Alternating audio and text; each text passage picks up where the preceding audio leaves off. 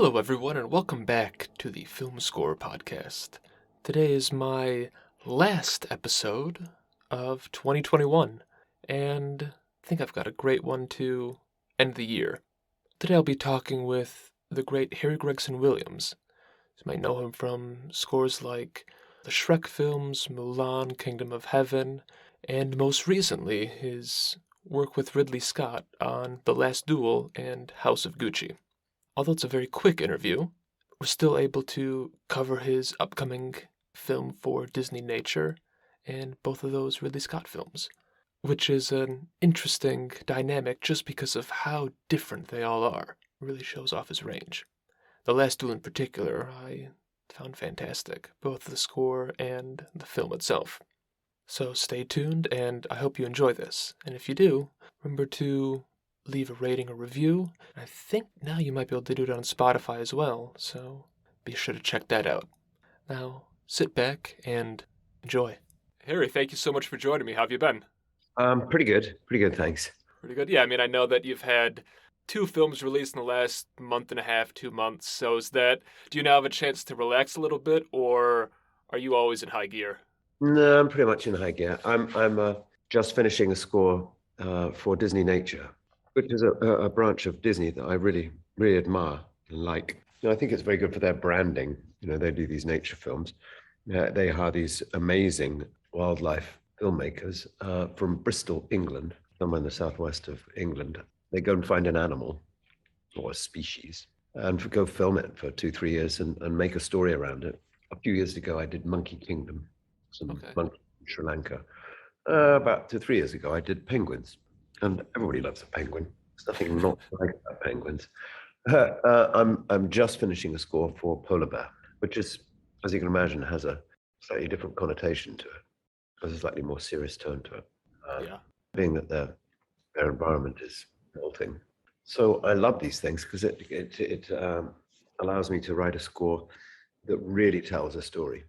I mean, a lot of scores can do that, but these scores are, you have these beautiful pictures. You have a narrator, then you have the music, and those 3 things are going to tell the story. There's no dialogue, there's no talking. And actually, as one of the directors said to me on penguins, penguins don't smile, they don't laugh. You're going to have to do a lot of the smiling for us. And in polar bears is fairly similar in the respect that, it's quite black and white. There's a lot of white on the screen. So the color's got to come from the music. Great. And so you already touched on it a bit of how, because the nature of it is so different from an ordinary feature. Yeah. How does your compositional approach differ then? It doesn't really differ.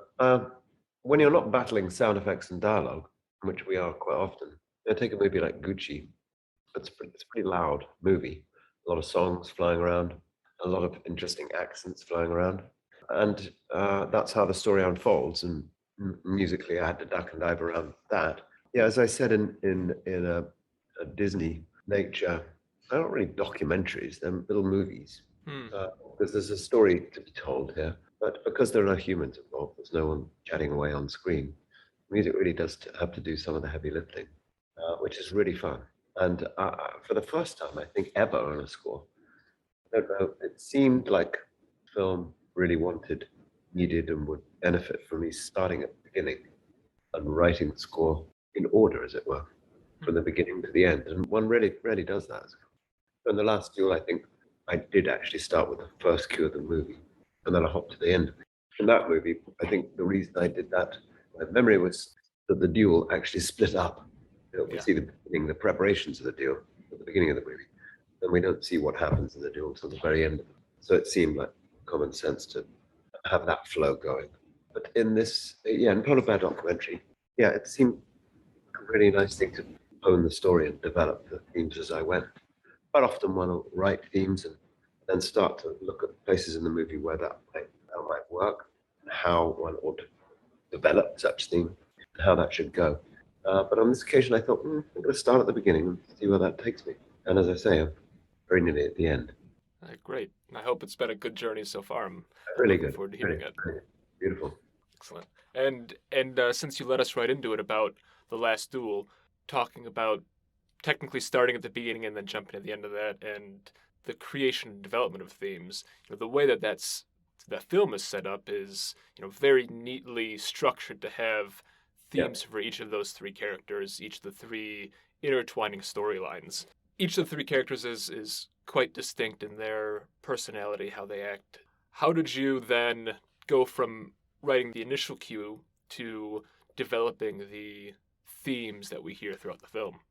Well, between Ridley and myself, we decided fairly early on that the film could benefit from vocals, Mm-hmm. having that texture, having that sound, and not necessarily massed choir like I would have used in Kingdom of Heaven.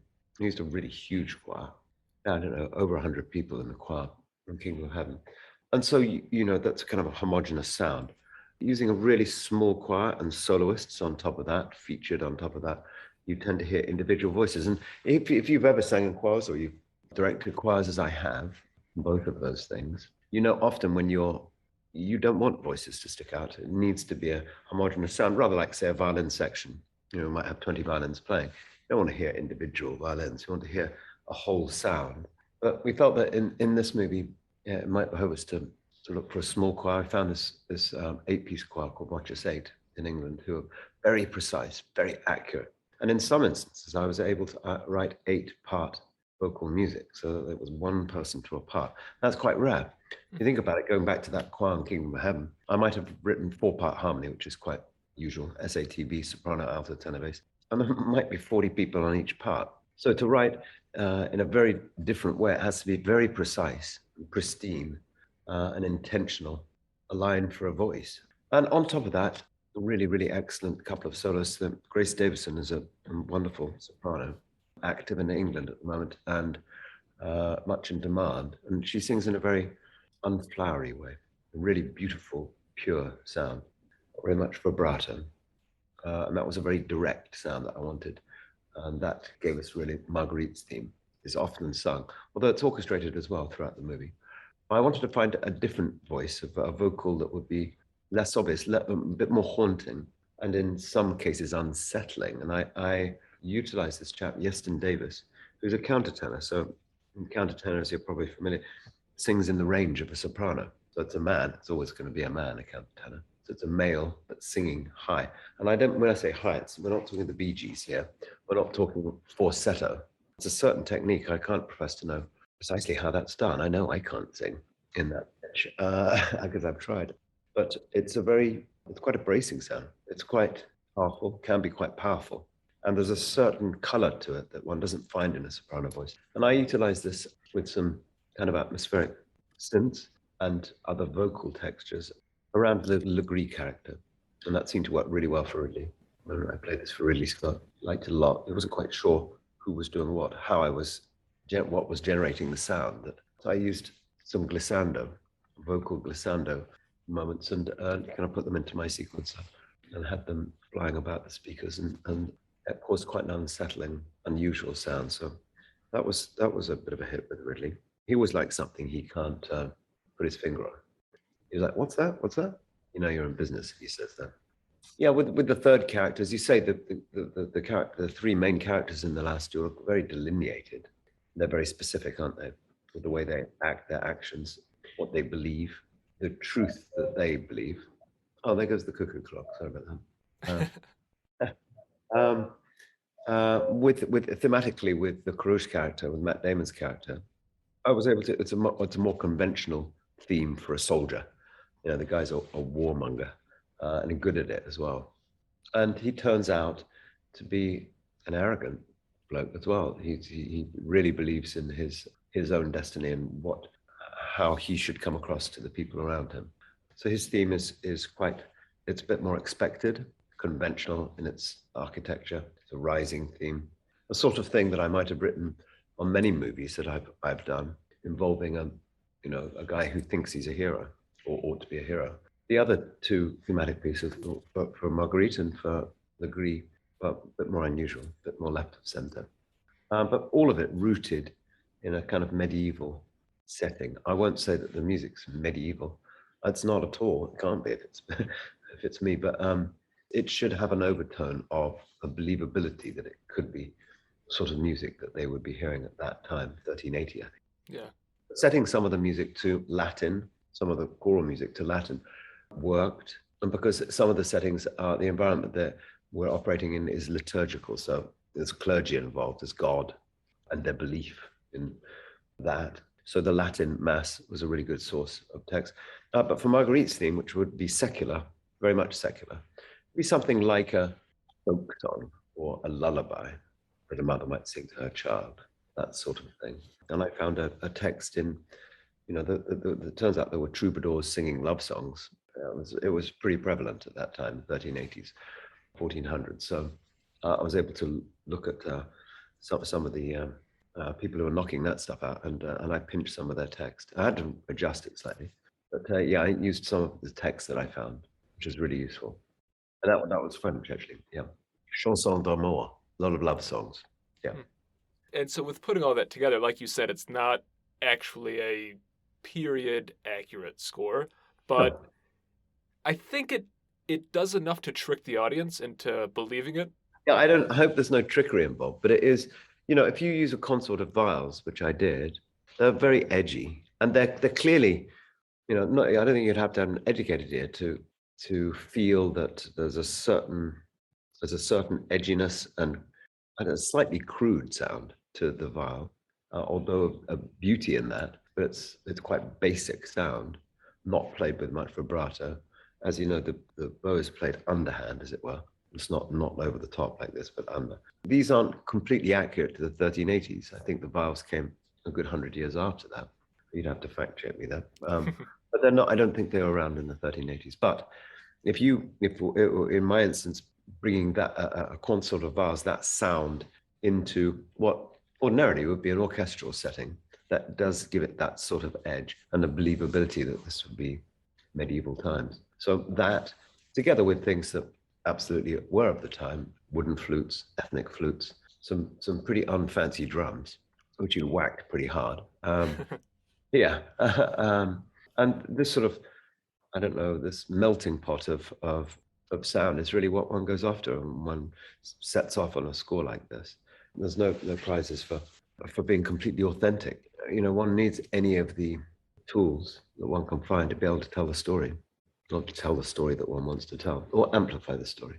Yeah, well, and that's what I find so interesting about it, because setting the music aside, the film feels so grounded in that setting, and by deviating from the period specific music, it could be really easy to end up with with music that sounds a bit jarring or anachronistic. I mean, not maybe to the extent of like a Tangerine Dream fantasy score or Lady Hawk, but something where it'll pull the audience out. And watching the film, you're just drawn in entirely. We don't want to be drawn out of the film, do we? We want to be pulled in. And quite the reverse. We want to be pulled in. And there's a fine line, I think, we tried as composers, because there's a couple of films that I've seen, screeners I've seen in the last week or two, where, man, the score really pissed me off, really spoiled the bloody movie. I don't think I really want to say which movies, but there's a couple by the same composer, actually. It's like, this is so over-intellectualized and it's so unnecessary. It's not my cup of tea at all. And it's spoiling the film. And why am I even thinking about this when I want to be watching and enjoying this movie? I shouldn't be. But that's just me. What do you think? Well, I mean, I want to know what the films are, but I don't want to stir up. I don't want to stir up too much. I don't want to trash anybody. No. I don't know. I don't know. I sometimes. I mean, I don't. Not suggesting for one moment that film music should be just some sort of white noise in the background and not noticed. Think of some of the great recognizable scores of the last 100 years. Some Morricone or John Williams. These people, Hans Zimmer, they're noticeable. They're right there. They can be right in your face, but not taking me out of the movie. Yeah. Not making me question, why are we listening to that string sliding here to there?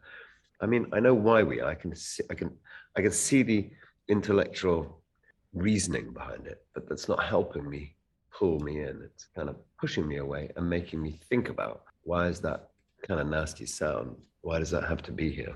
And, that's me. But I think it's a lot of people. I think it's very common because, look, it is the fine line with film music where you don't I mean, sometimes it works well, but you don't want to delegate it simply to background drones that add another layer. But listen, we should Yeah, we should not celebrate scores that don't do that, but do the right thing for us. I've this one Dickon Hinchcliffe, is that his name? What Yeah. the heck is his name? He's a South African dude. There's one score he did. I really like the sound of that. I can't remember the film now. Just in the last few weeks, I've seen the movie. Oh yeah, it was the new film by Maggie Gyllenhaal. I think it was The Yeah, Lost Daughter, something like that. right. And I Yeah. really like that. Gosh, I like that film as well. Oh, I'd love to have done a film like that. Yeah, I really liked that, and I really like the use of music in that. Yeah, I liked Hans's score for Dune, but then I'm a sucker for things like that. Those vocals, like Oh really yeah. arresting vocal. It's like, whoa, sent you back in your seat. But you see, for me, that doesn't push me away. That grabs me by the scruff of the neck and pulls me in. So I like that. See, it's interesting you use that as an example because I've seen a lot of people say that that score in particular, because it can be so loud and Yeah, powering, that it yeah, pulled people out or it yeah. It could. distracted them. I can see why it might. It didn't for me, and it doesn't for me because I'm sure that all you can sense the cogs whirring in Hans's head, but I don't know. He's so masterful with storytelling and with how he places his music. The effect he was after was the effect it had on me. But I can see how it might not. So we're all different. I remember hearing Shawshank Redemption for the first time. I think before I even dreamt of becoming a composer, and thinking, whoa, pretty piano music on a film like this. I had no idea, Hmm. really. And years later, yeah, obviously I got to meet Thomas Newman. He's done some really Oh profound yeah. things as well. Yeah, no, there's much to admire. But obviously being a film composer, there's much to be critical of as well. And I enjoy get my fair criticism too, fair share. But that's probably why we love it, because it is slightly contentious, isn't it? We're not all going to think the same thing about it. Just like in any music, you know, is it the Beatles or is it the Rolling Stones? Are you one or the other? Do you have to be one or the other? In other words, is it Zimmer or John Williams or whatever it is? Yeah, Right. or Desplat or whoever. Yeah, but I think that's that sort of variety, and also the sort of unpredictability of it. One goes to a film thinking, oh, yeah, this has got a Desplat score. I'm probably going to like it, and then maybe you don't. Or going to a movie thinking, oh, this has got a Tommy Newman score. I know I'm going to like it. Think, not my favorite, or whatever. These things do surprise you. But then that's going to the movies. That's what the movies do for us. Yeah. Well, and especially with film music where there is no one way to do it. There's no book. It's only been around for 110 years. Right. Any film, any score, any composer can push those boundaries, and you never know when it's going to happen. Yeah. But I'm really happy that I see some really talented people who work for me over the years. Because obviously, as you know, I started with Hans myself. Everybody's got to start somewhere. That was really fortunate. To have been with him the time that I was. I think of Dave Buckley, Stephen Barton, Steph Economou, Hallie Cawthry. These are all people who've assisted me who are really good composers in their own right. And I won't say in their own right now, they always were, but they were in a learning curve. But it's gratifying to see them go on and do their own things and do what they should be doing. So I think that's the kind of cycle, isn't it? Without getting all Elton John about it, the cycle of life. But I think it is. That's what goes around comes around, and I think that's healthy as well. I think it's very healthy. It's gratifying to see that when that occurs. It's very difficult to break into, but it's not that difficult. I don't think it's that difficult to be a really, really good assistant to someone. So you're doing the work for that person, or in any way underselling yourself. But what a great place to start, so that you're in the room with a Ridley Scott or a Ben Affleck or a someone, but you're not the fool guy, not yet. The boss is whoever your guy is. He's going to stand or fall by that. But to be in that, and I felt that very much being with Hans my first few years here in 1995 for 2 or 3 years or whatever it was, and I assisted him on his movies. To be in the same room as Katzenberg, Tony Scott. Hans did this is not Tony's best film by any means. A movie De Niro on it called The Fan, and that's where I really got to know Tony Scott. For whatever reason, Hans stopped wanting to score films for Tony, or Tony wanted it. I don't know what happened there, but there was an opportunity. Yeah. It opened, the door opened. Yeah, I guess I kind of pushed it down and ran through that door. But yeah, I mean, and then from that, you had a great relationship, or at least you've scored a lot of you had scored a lot of films for Tony. Oh yeah, I had a great shit with him. Yeah, no, yeah. And I don't know the stories behind it, but led, I'm sure, in some way to working with Ridley, Oh yeah. 8, 10 years later on Kingdom of Heaven. Oh yes, absolutely. I think after Hans and Ridley had all been very successful and done Gladiator, I don't know whether they just didn't want to get the band together again or what the hell went on there. But yeah, there was an opening on Kingdom of Heaven, and I know that when Ridley asked me to do it, I thought it was a bit awkward at first because I was really Tony's guy, and he kind of read my mind and said, "So I've spoken to Tone. He's like, as long as he can have you back to do Domino, I think it was." Which is his next one. Yeah. So yeah, it's very sad that Tony's not with us anymore. Yeah. But he left a profound effect on me, and I think everybody who he worked with was a lovely, sweet man, obsessive but sweet, very respectful, and Well, yeah, and I've only heard great things, and obviously so many people like his films as well. yeah. So a great legacy to have left behind. My only regret is this: that when people discover that I worked on all these movies with Tony Scott from, I don't know, 1996 to the day he died.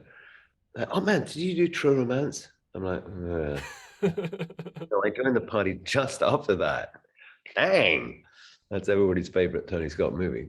Just tell people you scored it, and No, they won't know better. yeah, I'm sure Hans would feel good about that.